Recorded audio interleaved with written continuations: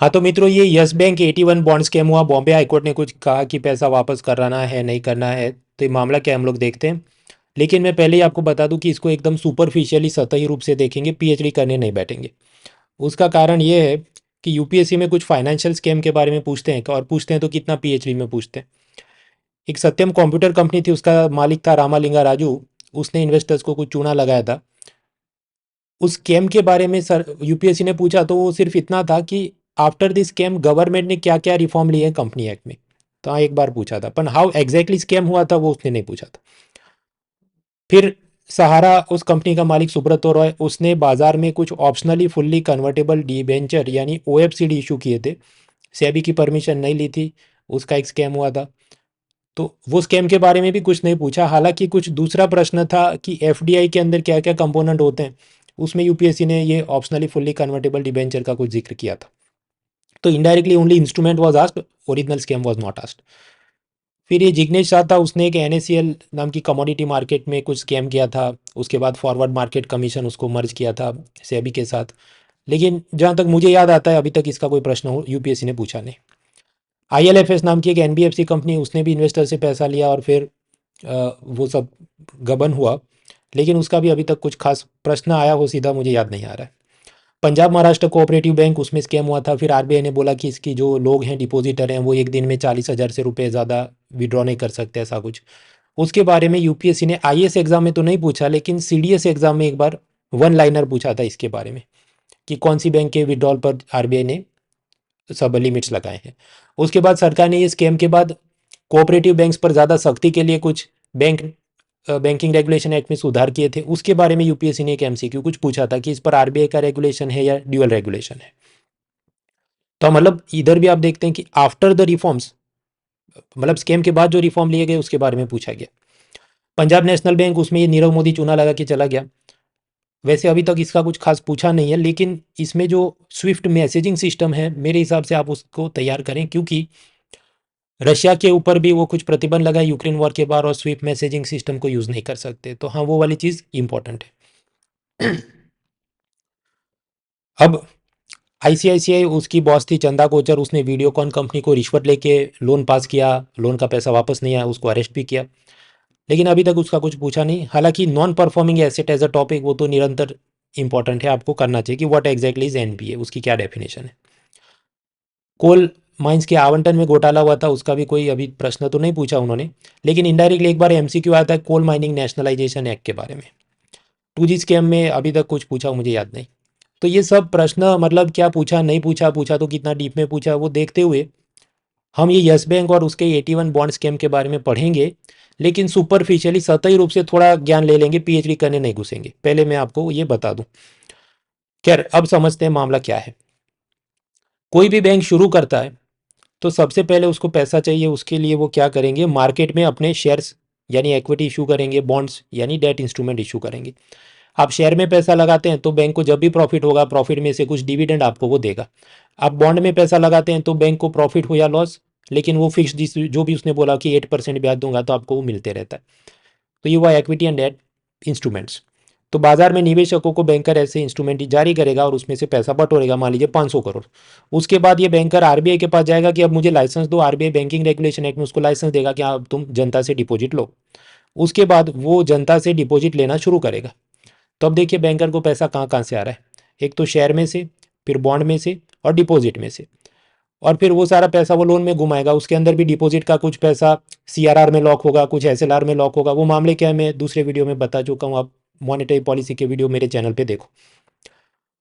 और फिर ये जो भी शेयर बॉन्ड वगैरह के पैसे हैं उससे भी एक तो ऑफिस खुला होगा, स्टाफ को सैलरी देना है, सिक्योरिटी गार्ड को पैसा देना है, फिल्म सेलिब्रिटी को एडवर्टाइजमेंट करवाना है, वो सब करेगा। फिर पैसा बचेगा, लोन में घुमाता रहेगा। उसमें कुछ गुड लोन होंगे, कुछ बैड लोन होंगे, जिसको हम नॉन परफॉर्मिंग एसेट कह सकते हैं।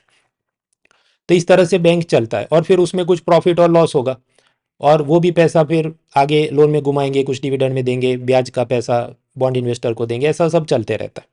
Equation it self is not very important, do not worry about it. खैर, तो ये सब चल रहा है। अब यहाँ पर मैं वापस आऊँ कि ये जो शेयर्स और बॉन्ड्स हैं, तो इसको स्विट्ज़रलैंड में बैठी एक कमिटी है, उसने कुछ बासेल नॉर्म्स बनाए। बासेल खुद स्विट्ज़रलैंड का कोई एक शहर है। तो बासेल 3 नॉर्म्स, मतलब पहले फर्स्ट था, सेकंड था, अभी तीसरे वर्जन का नॉर्म्स चल रहा है।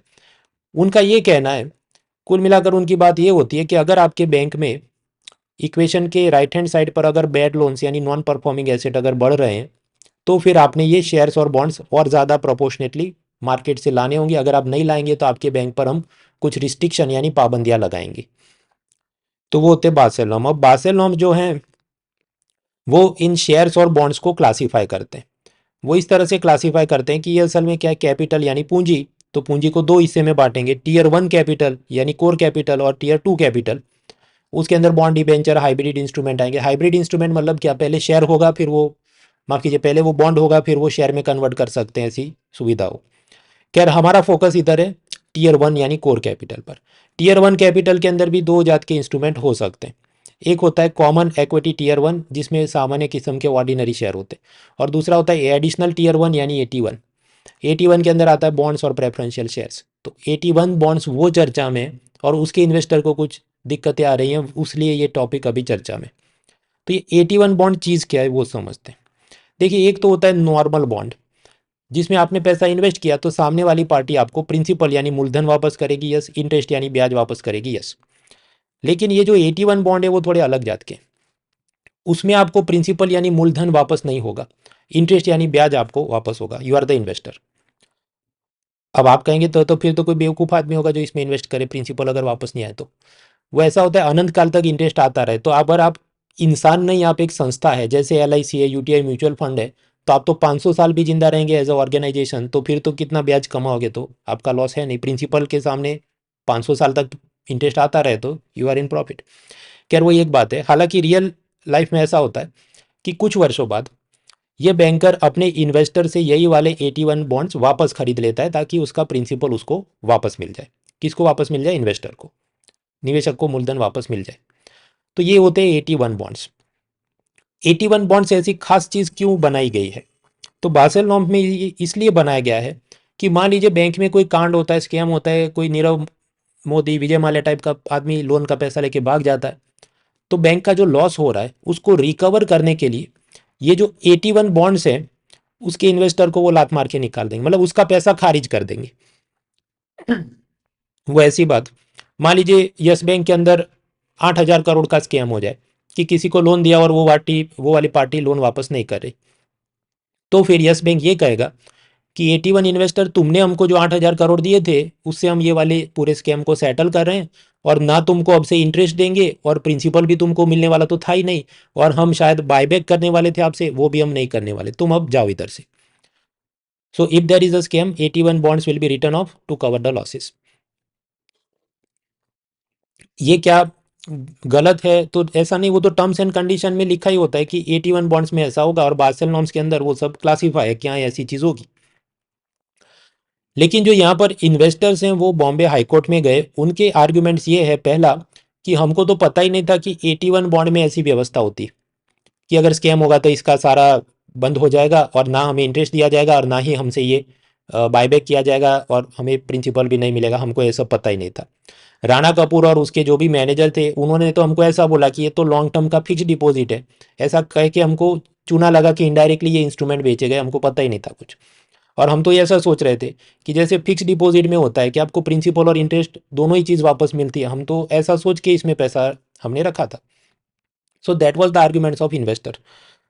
खैर, तो जो राणा कपूर जो यस बैंक का मालिक है वो क्या कह रहा है कि क्योंकि मेरे बैंक में स्कैम हुआ है तो ये जो 81 बॉन्ड्स है उसको मैं राइट ऑफ कर रहा हूँ, मैं खारिज कर रहा हूँ इसको, और आप जो इन्वेस्टर है ना मैं आपको ब्याज दूंगा, और प्रिंसिपल तो देना ही नहीं था, और आपसे बायबैक भी मैं करूंगा नहीं। इस पर RBI का क्या कहना है? तो RBI मतलब एकदम बाय द बुक वो जा रहे हैं कि हाँ बराबर है, यस बैंक ने किया वो बराबर है, कि भले इन्वेस्टर का पत्ता काट दो, हम कुछ नहीं बोलेंगे, क्योंकि 81 बॉन्ड में तो पत्ता काटने का टर्म्स एंड कंडीशन में लिखा होता है। लेकिन फिर ये इन्वेस्टर जो गए हैं बॉम्बे हाईकोर्ट में, तो बॉम्बे हाईकोर्ट ने बोला ये सब बंद करो, इसको रोको, आप ऐसे इन्वेस्टर का पत्ता नहीं काट सकते। अब यस बैंक क्या करेगा? वो ऐसा बोला है कि बॉम्बे हाईकोर्ट के आदेश के खिलाफ हम लोग सुप्रीम कोर्ट में जाएंगे। तो यानी कि यस बैंक जो कि 81 इन्वेस्टर्स का पत्ता काटना चाहता था, बॉम्बे हाईकोर्ट ने बोला तुम ऐसे पत्ते नहीं काट सकते इनके। तो अब यस बैंक क्या बोला है, मैं तो सुप्रीम कोर्ट में बॉम्बे हाईकोर्ट के खिलाफ जाऊंगा। तो अब पॉसिबल आउटकम क्या हो सकते हैं? पहला तो ये हो सकता है कि सुप्रीम कोर्ट बोले कि इन्वेस्टर का पैसा रिफंड करो। दूसरा ये हो सकता है कि सुप्रीम कोर्ट ये कहे कि ये जो 81 बॉन्ड्स है उसको शेयर्स यानी इक्विटी में कन्वर्ट करो। लेकिन उसमें प्रॉब्लम ये आ सकती है कि ये बैंक अगर लॉस में है तो फिर आपको इस बैंक के शेयर्स भी मिले तो कोई फ़ायदा होगा नहीं, क्योंकि उसके प्राइस बाजार में गिरे हों। और क्योंकि बैंक लॉस में ही होगा तो प्रॉफिट होगा नहीं, तो उस हिसाब से डिविडेंड में कम ही पैसा है। तो हो सकता है ये जो 81 इन्वेस्टर हैं वो उस पर नाराज़गी जताए कि हमको ऐसा नहीं, हमको तो पैसा वापस करो, ऐसा कुछ।